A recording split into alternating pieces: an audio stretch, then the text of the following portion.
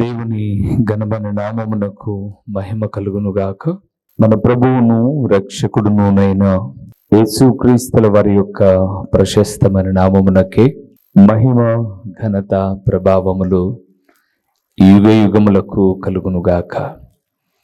సర్వాధికారి అయిన దేవుడు ఆయన గొప్ప కనికరమును బట్టి మరొక శ్రేష్టమైన శుభదినములో దేవుని మాటలు మనము ధ్యానము చేయుటకు ప్రభు మనకిచ్చిన ఈ గొప్ప సదవకాశమును బట్టి దేవునికి ఎంతగానో కృతజ్ఞతాస్తుతులు చెల్లించవలసిన వారుగా ఉన్నాం. అదే సమయంలో ప్రతిదినము దేవుని వాక్యం వింటూ ఆత్మీయముగా బలపరచబడుతూ ఉన్నటువంటి, దేవుని రాకడకు సిద్ధపడుతూ ఉన్నటువంటి నా ప్రియులైన దేవుని ప్రియబిడ్డలైన తల్లులు, తండ్రులు, సమానులు, సోదరి మన సమానులైనటువంటి ఆత్మీయులైన దేవుని ప్రియబిడ్డలందరికీ కూడా నిండు శుభాభివందనములు తెలియచేయచ్చు ఉన్నాను. బాగున్నారు కదండి అందరూ? మీ అందరి ఆత్మీయ క్షేమం నిమిత్తమై మేము మానక ప్రార్థిస్తూ సువార్తను ప్రకటిస్తూ ముందుకు వెళ్తూ ఉన్నాం. భారభరితమైన ఈ పరిచర్యలో మీరు కూడా మీ వంతుగా మీ ప్రార్థన సహకారం అందిస్తూ పరిచర్యను ప్రోత్సహించమని మనవి చేస్తూ ఉన్నాను. సమయము చాలా వేగంగా గతించిపోతుంది ప్రియులారా. చూస్తూ ఉండగానే సంవత్సరంలో ఎన్ని నెలలు గడిచిపోయాయో ఆలోచన చేయండి. బైబిలు సత్యమైన గ్రంథం అండి. లేఖనము సెలవిస్తూ ఉంది. జెఫన్యా గ్రంథము 2వ అధ్యాయములో ప్రవక్త అయిన జెఫన్యా అంటాడు, సమయము పొట్టు గాలికి ఎగిరిపోవునట్లుగా ఎగిరిపోవచ్చున్నది అన్నాడు.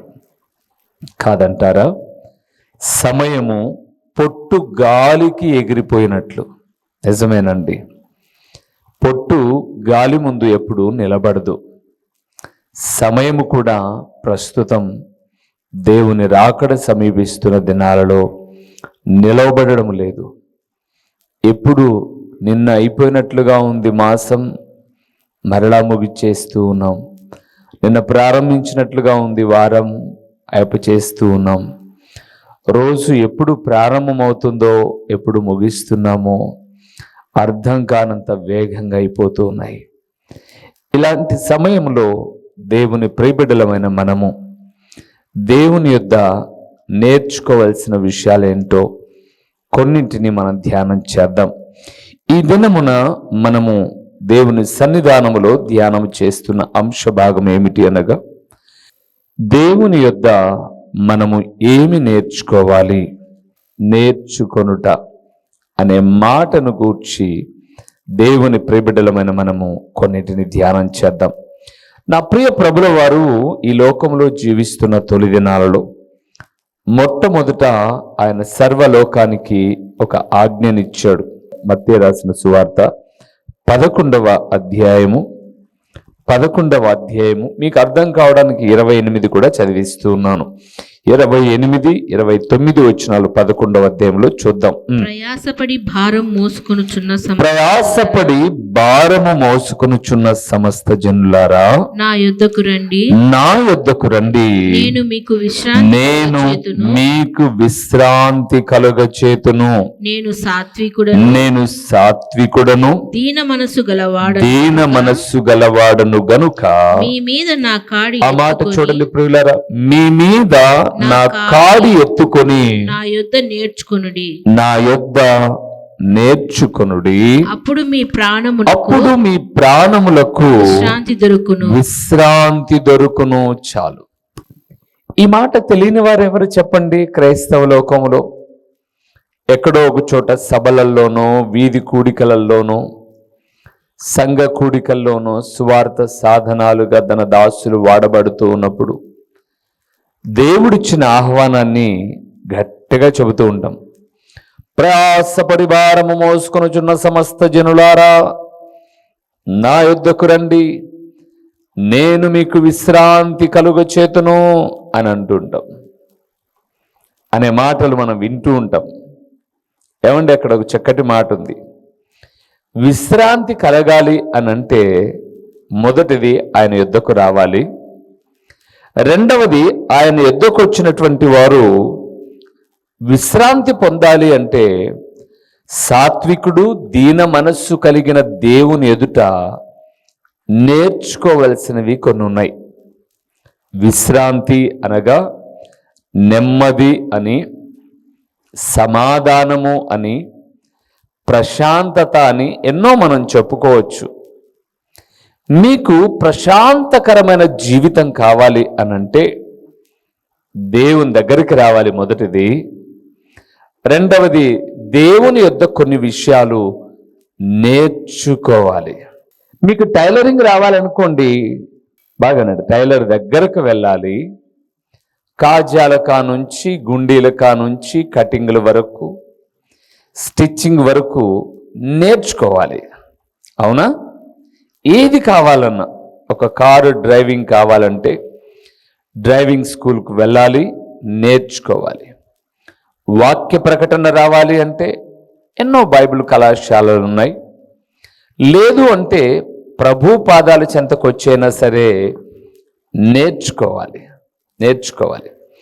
నేర్చుకోవాలనుకున్న ప్రతి ఒక్కరూ ముందు ఏదైతే నేర్చుకోవాలనుకుంటున్నారో అక్కడికి రావాలి. ఇప్పుడు దేవుని దగ్గరకు వస్తే ఏమి నేర్చుకుంటాం మనం? ఏమి నేర్పిస్తాడు ఆయన అని చూస్తే చాలా విషయాలు ఉన్నాయి ప్రియులారా. నేను సమయానుకూలంగా కొన్ని విషయాలు మీతో మాట్లాడతాను. ఇలాంటి సందేశం చాలా దినాల క్రితం నేను చేశాను.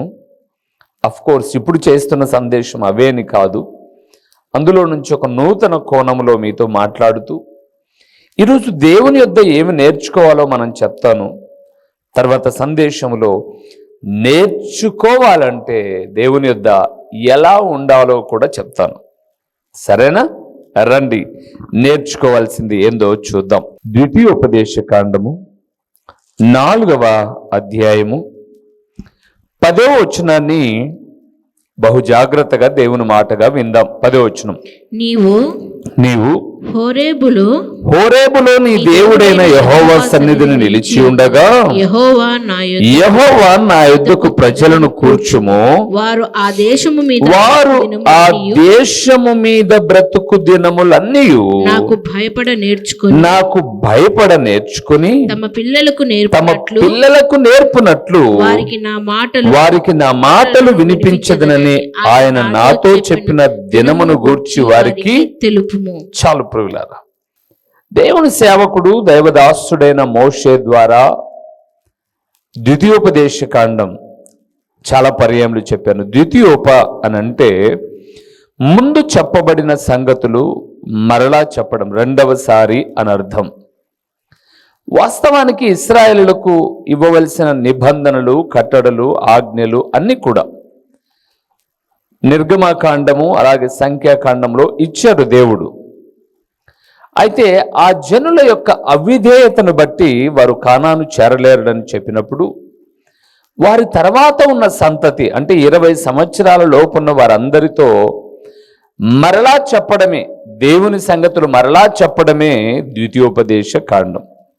ఇక్కడ ఆయన అంటున్నాడు, మీరు విశ్రాంతికరమైన జీవితం చేయాలి అంటే, ప్రశాంతకరమైన జీవితం చేయాలి అనంటే, నా బిడ్డలుగా పిలువబడుతూ నన్ను ఆరాధికులుగా పిలువబడుతున్న మీ జీవితాలలో దేవునికి భయపడటము నేర్చుకోవాలి. మొదటిది ప్రియులారా, దేవునికి ఏం చేయాలట? భయపడము నేర్చుకోవాలి. ఈరోజు నాన్న ఇంట్లోకి వస్తున్నాడు అంటే భయపడే పిల్లలు ఉన్నారు, గద్దిస్తారేమో అని. అమ్మకు భయపడే పిల్లలు ఉన్నారు. పాఠశాలలో చదువుకునేటప్పుడు ఉపాధ్యాయుడు వస్తున్నాడు అనంటే అప్పటిదాకా క్లాస్ రూమ్లో అల్లరి చిల్లరిగా ఆడుకునే పిల్లలు ఒక్కసారిగా భయపడతారు.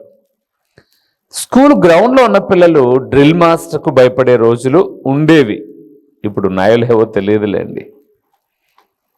తప్పు చేసే ప్రతిసారి స్టేషన్కి వెళ్తామేమో, పోలీసులకు చిక్కుతామేమో, ఇలాంటి భయాలు కూడా ఉంటాయి.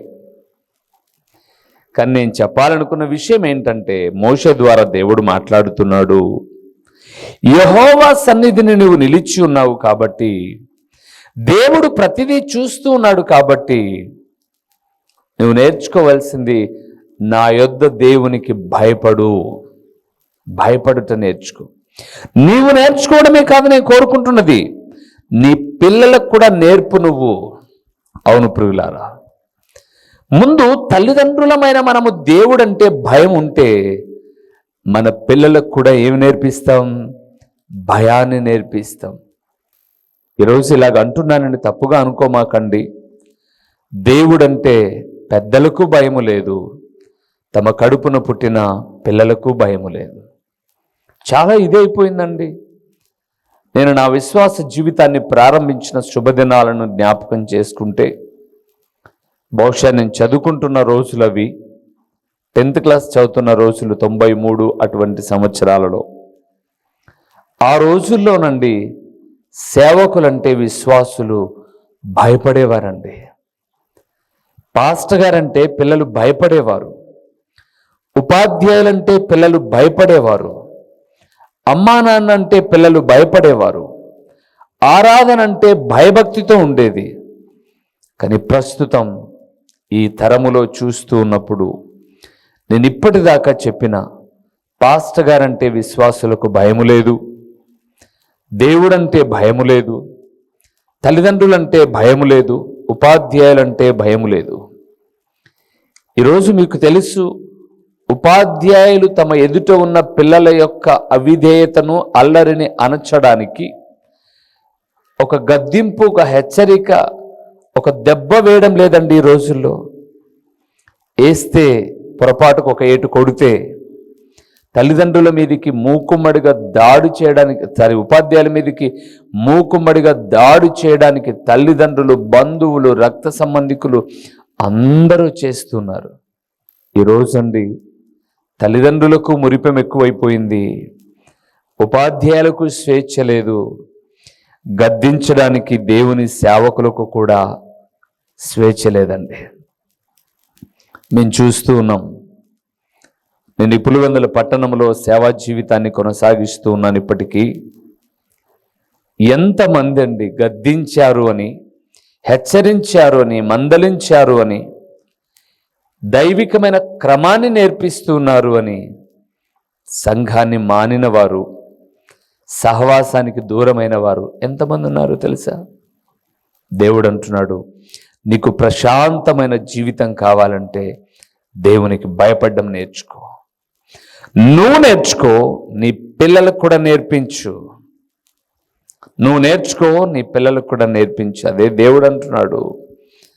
నువ్వు చెప్పు, హోరేబులో ఉన్నటువంటి సమాజానికి అంతటికీ చెప్పు, మోషే, వారు దేవునికి భయపడడం నేర్చుకోవాలి.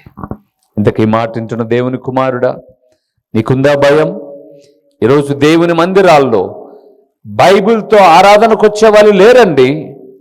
ఫోన్ తెచ్చుకొని వచ్చి వాట్సాప్లో, ఫేస్బుక్లో, ఇన్స్టాగ్రామ్లో మెసేజ్లు చాటింగ్ చేసుకుంటున్నారే తప్ప దైవజనుడు చెప్పినప్పుడు వేద గ్రంథాన్ని తెలిసి చూసేవాళ్ళు లేరండి.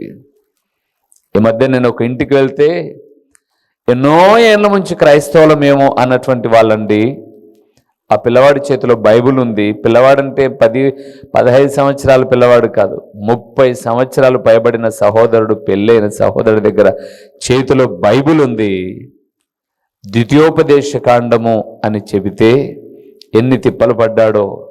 అందుకే ఒక దైవజనుడిగా జ్ఞాపకం చేస్తూ ఉన్నాను, ఈ సమయమందు దేవుని మాట వింటున్న దేవుని కుమారుడా, కుమార్తె, దేవునికి భయపడడం నేర్చుకోవాలి. రెండవది ఏమి నేర్చుకోవాలో చూద్దామా?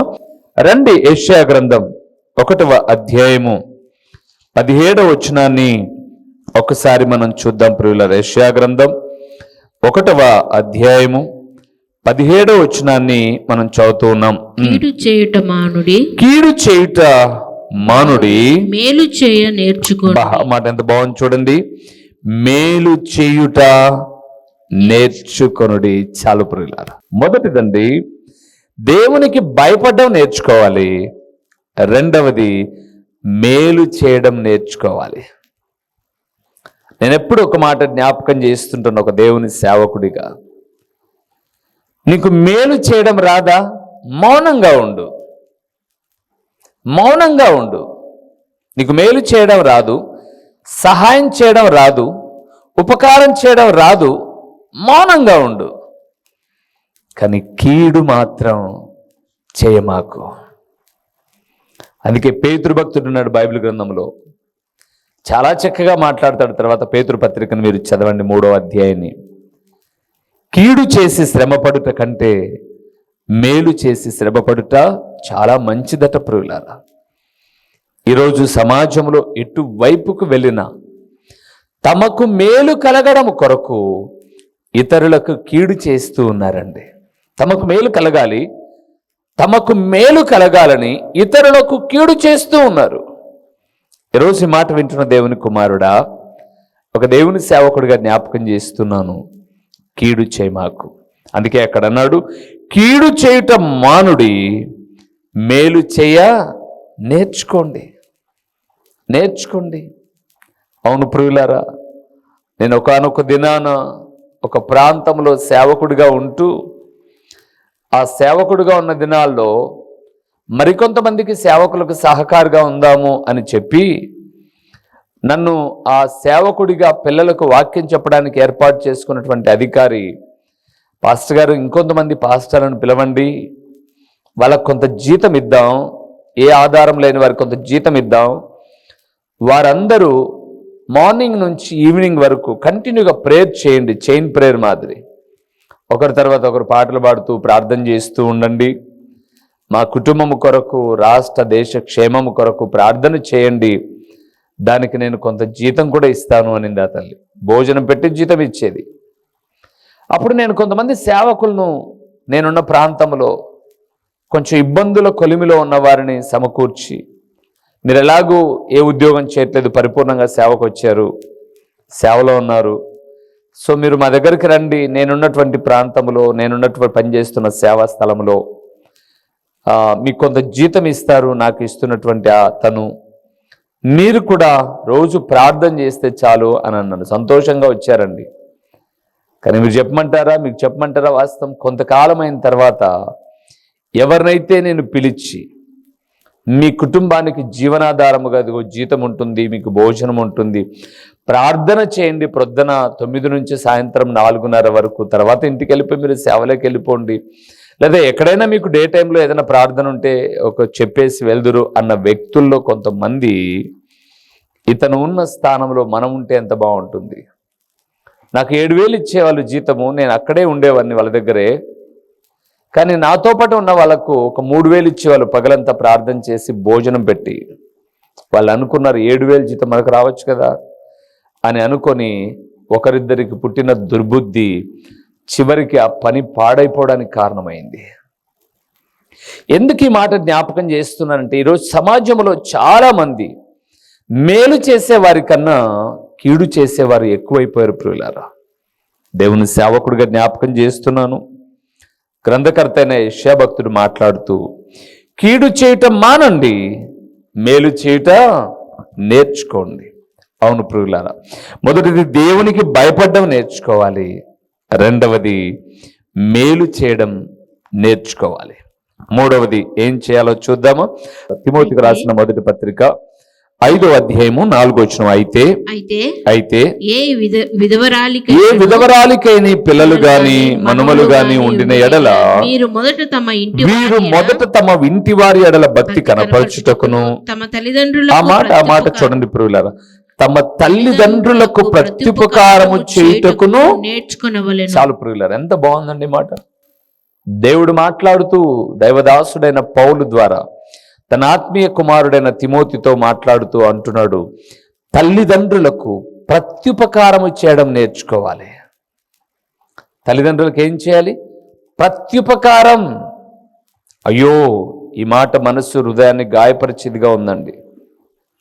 ఈరోజండి పిల్లలను తమ చేతుల మీద ఆడించి పెంచిన తల్లిదండ్రులు, వారు ప్రయోజకులు కావాలని తాము తినాల్సిన దాన్ని తినకోకుండా దాచిపెట్టి తమ బిడ్డల నోటికి అందించిన వారు, వారి మేలు కొరకై ఎంతగానో ప్రయాసపడిన వారు, వారు భవిష్యత్తులో స్థిరపడాలని ఎంతగానో పరితపించిన వారు ఈరోజండి ఒంటరితనముతో మగ్గిపోతూ ఉన్నారు ప్రియులారా. పెళ్ళిళ్ళు చేసుకొని చాలామంది పిల్లలండి తమ తల్లిదండ్రులను పూర్తిగా మరచిపోయారు. తల్లి తండ్రి ఫోన్ చేస్తే తప్ప వాళ్ళకు తల్లి ఉంది తండ్రి ఉంది అని గుర్తులేరు ఈరోజు. మరచిపోయారండి సమాజం. దేవుని బిడ్డలారా, ఈ లోకములో మనం ఎవరికైనా కృతజ్ఞత కలిగి చేసిన ఉపకారమునకు ప్రత్యుపకారము చేయగలిగిన వ్యక్తులు ఎవరైనా ఈ భూమి మీద ఉన్నారంటే అందులో మొట్టమొదటి వరుసలో తల్లి తండ్రి ఉంటారు ప్రియులారా. ఈరోజు తల్లిదండ్రులకు ప్రత్యుపకారం చేసేవారు లేరు. తమకు పెళ్లిళ్ళు అయిపోయిన తర్వాత తమ భార్య, తమ పిల్లలు, తమ భర్త, తమ కుటుంబం వీటి మీద ఉన్న శ్రద్ధ, తమకు జన్మనిచ్చినటువంటి వారు వృద్ధాప్యములో ఏ స్థితిలో ఉన్నారు, ఏం తింటున్నారు, ఎలా ఉన్నారు, వారి పరిస్థితి ఏంటి, స్థితి ఏంటి, గతి ఏంటని గ్రహించే పిల్లలు కరువైపోతున్నారు. నేర్చుకోండి వాక్యం వింటున్న దేవుని బిడలారా. మీ తల్లిదండ్రులు మీకు జన్మనిచ్చినందుకు వేదన చెందకూడదు, మీకు జన్మనిచ్చినందుకు గర్వపడాలి. ఇలాంటి బిడ్డలు మా కడుపున పుట్టుట ద్వారా మేము ఎంత ఆదరించబడుతున్నామో, ఎంత ధైర్యపరచబడుతున్నామో, ఎంత ఆనందిస్తున్నామో అనుకోవాలి తప్ప అయ్యో కని ఇలాంటి పిల్లలను కన్నామేంటి, మమ్మల్ని గూర్చిన ఆలోచనే లేదే వీళ్ళకు, తిన్నామని అడిగే తల్లిదండ్రులను అడిగే పిల్లలు లేరండి ఈరోజు. ఎంతసేపు తమ కుటుంబం, తమ పిల్లలు. క్రమం కాదండి. దేవుడు అన్నాడు, తల్లిదండ్రులకు ప్రత్యుపకారం చేయడం నేర్చుకోండి. ఇవన్నీ మనకు నేర్పించగలిగిన వ్యక్తి ప్రభు అయిన యేసుక్రీస్తండి. నర అవతారిగా మనుష్య రీతిగా ఈ లోకంలోనికి వచ్చినప్పుడు తన తల్లిదండ్రుల ఎడల ఎంత బాధ్యత కలిగిన కుమారుడుగా ఉన్నాడండి. చివరికి చనిపోయేటప్పుడు కూడా, ఆ శిలవమాను మీద మరణించేటప్పుడు కూడా తన తల్లిని తన శిష్యుడు, ప్రియమైన శిష్యుడైన యోహానుకు అప్పగిస్తూ ఉన్నాడు. దేవుని ప్రియబిడలారా, ఈరోజు మనం ఈ స్థితిలో ఉన్నాము అంటే మన తల్లిదండ్రులు ఎంత చేశారండి మనకు, ఎంత చేస్తే కానీ మనం ఈ స్థితిలోకి వచ్చాం. దేవుడు మాట్లాడుతున్నాడు, తల్లిదండ్రులకు ప్రత్యుపకారం చేయండి. అంటే మీకు వారు ఎంతో ఉపకారం చేశారు, ఎంతో మేలు చేశారు, దానికి మీరు కొంతైనా రుణం తీర్చుకోండి. బైబిల్ గ్రంథాన్ని మనం చూస్తున్నప్పుడు ఒక ప్రధాని స్థానంలో ఉన్నాడు యోసేపు. తన అన్నలు వచ్చాడు, ఆహారం ఇచ్చాడు. వెంటనే మాట్లాడుతున్నాడు, మీరు వెళ్ళి నాన్నకు చెప్పండి, నీ కుమారుడు ఇంకా బ్రతికున్నాడు, ఐగుప్తును పరిపాలిస్తూ ఉన్నాడు, ఇలాంటి కరువు సంవత్సరాలు ఇంకా చాలా ఉన్నాయి, నా దగ్గరికి రా నాన్న, నేను నిన్ను పోషిస్తాను. ఈరోజు ప్రభునందు ప్రియులారా, పోషించడం అలాగూ ప్రక్కన పెట్టండి, మాట్లాడడం లేదని చెప్పే తల్లిదండ్రులు ఎందరో ఉన్నారండి. మాతో చెబుతూ ఉన్నారు, మా పిల్లలు మాతో మాట్లాడరు బాబు, మా కొడుకు మాతో మాట్లాడు, మా కూతురు మాతో మాట్లాడదు, మమ్మల్ని పలకరించరు, మమ్మల్ని ఆదరించరు, మా గురించి యోగక్షేమాలు ఎంచరు, మా దగ్గర ఉన్న డబ్బులు కావాలి, మేము సంపాదించిన ఆస్తులు కావాలి, కానీ మేమొద్దు బాబు మా బిడ్డలకు. ప్రార్థన చేయ్యా, వాడిని ఎంతో ప్రేమించాం, వాడు ఎందుకు అలాగా మారిపోయాడో అర్థం కావడం లేదు, వానికి మేము ఏ కీడు చేయలేదు, మాకున్న సమస్తం పెట్టామని చెప్పే తల్లిదండ్రులు చాలామంది ఉన్నారమ్మా ఈరోజు. ఓ తల్లి, నిన్ను ఆదరించే దేవుడు ఉన్నాడు. ఈ పిల్లల కొరకు నువ్వు మొరపెట్టిన మొర వ్యర్థం కాదు. తల్లిదండ్రులకు ప్రత్యుపకారం ఇచ్చేయడం. చివరిగా ఒక్క మాట చెప్పి ముగించమంటారా? తీతుకు రాసిన పత్రిక 3వ అధ్యాయము 14వ వచనంలో మనం నేర్చుకోవాల్సింది ఏంటో ఒక మాట చెప్పాడు చూడండి. 3వ అధ్యాయం 14వ వచనం, మన వారును నిష్ఫలులు కాకుండా నిమిత్తము అవసరమును బట్టి సమయోచితముగా సత్క్రియలను శ్రద్ధగా చేయుటకు నేర్చుకొనవలెను. 4వది ప్రియులారా, మంచి పనులు చేయడం నేర్చుకోవాలి. సత్క్రియలు. ఏమండి, మీ మంచి కోసం మేము ఎంతో ప్రార్థిస్తున్నాం, ఎన్నో విలువైన పరలోకపు సంగతులు సిద్ధపరిచి మీకు అందిస్తూ ఉన్నాం. మరి మీరేం చేస్తున్నారు? కనీసం నాయనా నీ మాటలు ఇలాగ మమ్మల్ని ఆదరించే బలపరిచాయని ఒకసారి చెప్పారా?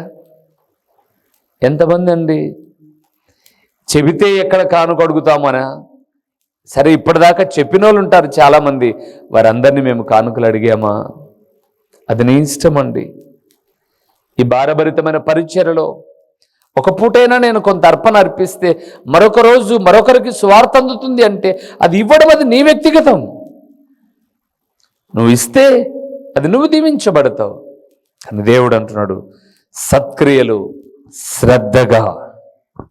శ్రద్ధగా ఎప్పుడో ఒకసారి కాదండి, శ్రద్ధగా ఎల్లప్పుడూ చేయడం నేర్చుకోవాలి. ఇంకా వివరించగలను నేను, సమయం అయిపోయింది, ముగిస్తూ ఉన్నాను.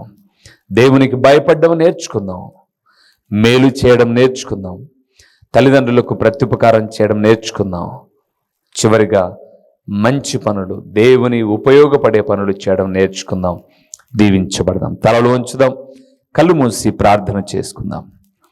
మహిమా స్వరూపివైన మా ప్రియ పరలోకపు తండ్రి, మహోన్నతుడైన దేవా, మీ ఘనమైన నామమునకు స్తోత్రములు చెల్లిస్తూ ఉన్నాము నాయన. నిన్ను నమ్మిన బిడ్డలమైన మేము ఏమి నేర్చుకోవాలో మా ఆత్మీయ జీవితములో సూటిగా తేటగా నాతోనూ వీక్షకులైన మా ప్రియులతోనూ మీరు మాట్లాడిన విధానమును బట్టి స్తోత్రములు నాయన.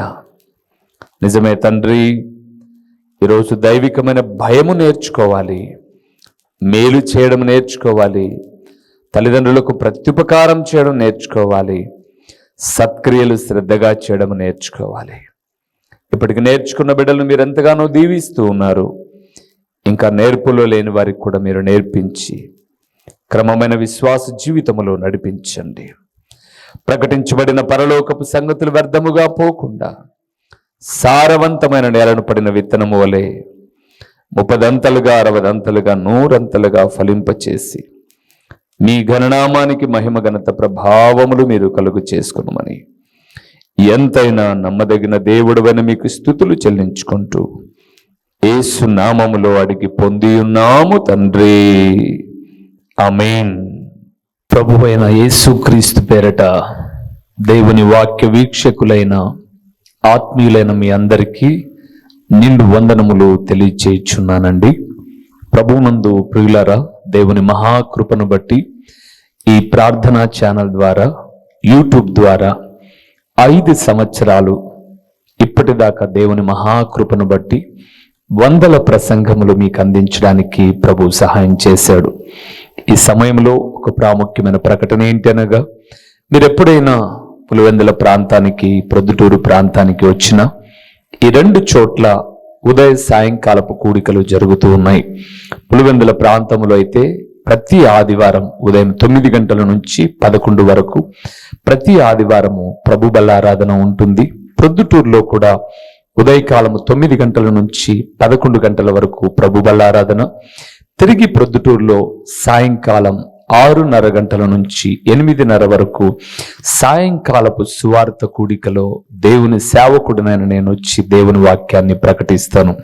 మీరు ఒకవేళ ఈ ప్రాంతానికి ఎప్పుడైనా వచ్చినా, లేదా మీరు ఈ ప్రొద్దుటూరు పులివెందుల ప్రాంత వాసులైతే దేవుని వాక్యము మాత్రమే ప్రకటిస్తున్న అమూల్యమైన సందేశాలను వినుట కొరకు మిమ్మల్ని ప్రేమతో ఆహ్వానిస్తున్నాను.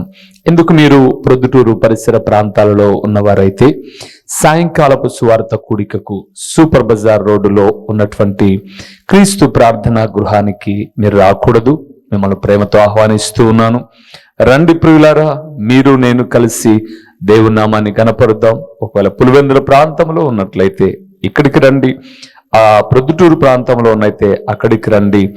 లేదా మీరు ఈ రెండిటికి మేము దూరంగా ఉన్నాము అనంటే ప్రతిరోజు యూట్యూబ్లో ఒక సందేశం ఉంటుంది, వీక్షించండి, ఆత్మీయమైన మేలులు పొందండి. ప్రభు పేరట మీ అందరికీ నిండు శుభాభివందనములు.